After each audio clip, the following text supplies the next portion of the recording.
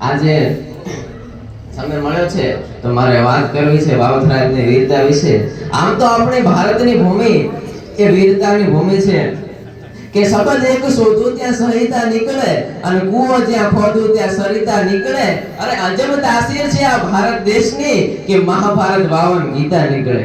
કેવા 18 દિવસના યુદ્ધ થાય અને એમાંથી મહાભારત જેવો એમાંથી આપણને શ્રીમદ ભગવદ ગીતા જેવો ગ્રંથ મળે છે।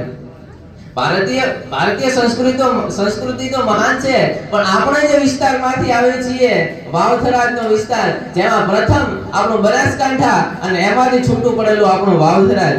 બનાસકાંઠા માટે થઈને કવિ તો એમ કહે કે ઉત્તરમાં અંબાજી આસન ને ઢીમાગઢ ધરણીધર, ઈ પાલનપુરમાં પાતાળેશ્વર પૂજાતા પરમેશ્વર, રણને કાંઠે કરે રખોપા અને છેક નડેશ્વરી થી નાતો, ઈ સૌથી ન્યારો સૌથી પ્યારો મારો બનાસકાંઠો। પણ વાવથરાજ માટે કવિ એમ કહે કે રણકાંઠાની વડિયા ભોમ પર સરહદે શિવના નાદ ગાજે, કે રણકાંઠાની વડિયા વાવની ભોમ પર સરહદે શિવના નાદ ગાજે, અરે મુછાળો પ્રભુ જ્યાં બેઠો માદળે અડીખમ પાળિયા ઊભા છે।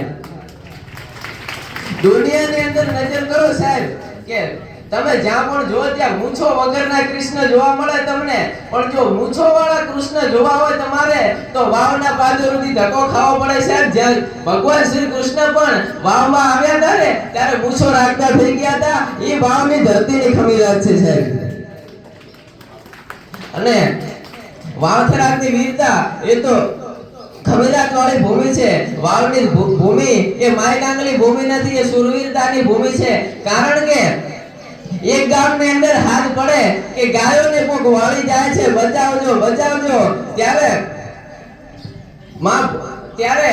કોઈ પણ જાતિ જ્ઞાતિ જોયા વગર માં ગૌત્રીની રક્ષા માટે ઈ લગધીરજી ગોહિલ હાથમાં માં ભવાનીને લઈને નીકળી પડે છે કે દૂર ત્રાસા બજે ઢોલ નોબત ગળે, પણ જો દુશ્મન જન્મભૂમિ દબાવે તો મર્દ મેદાને જઈ ચડે, કે વાર કરજો ધણી જો કોઈ હોય જો ધણી પ્રજાના સૂરનો થાય જો ભેટો, ઈ કાળજા વીર તો સાંભળે પછી કેમ બેહી રે ક્ષત્રિય બેટો, કે જેણે બીજાના માટે જન્મ લીધો હોય એને જગત યાદ કરે, બાકી દુનિયા કોઈને યાદ ના કરે। કે beautiful face is not important but beautiful heart is most important. સુંદર ચહેરાને કોઈ યાદ ન કરે, બાકી તમારું હૃદય ચોખ્ખું હોય તો જગત યાદ કરે। કે રાજસ્થાનની ધરતીને જેમ્સ કર્નલ ટોડ મળ્યા, સૌરાષ્ટ્રની ધરતીને ઝવેરચંદ મેઘાણી દુલાભાઈ કાગ મળ્યા, અને કચ્છની ધરતીને કારાણી મળ્યા। એમ જો વાવથરાજની ધરતીને કોઈ કવિ મળ્યો હોત ને તો આજે ગગનચંદ ઇતિહાસ જગતના પટમાં હાજર હોત।